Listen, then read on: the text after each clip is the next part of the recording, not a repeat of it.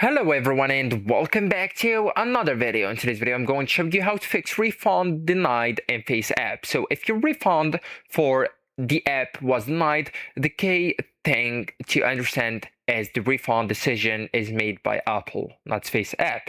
So the fix is about appealing, clarifying the reason, or using a different refund path. So actually guys, first you will need to check why Apple denied it. So you will need to go and open up a browser and just look for report a problem that's apple.com. So actually it says right here you will need to sign in to report a problem that apple.com, and then just tap or click I'd like to, then choose request refund, right?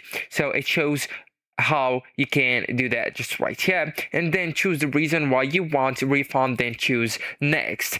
Afterward, you will need to choose the app, subscription, or other item, then choose submit if you were charged for a subscription that you no longer want, so you can also cancel the subscription, right? And then all you need to do is to wait 24 to 48 hours for an update on your request. So you will need to go and tap or sign in to that website.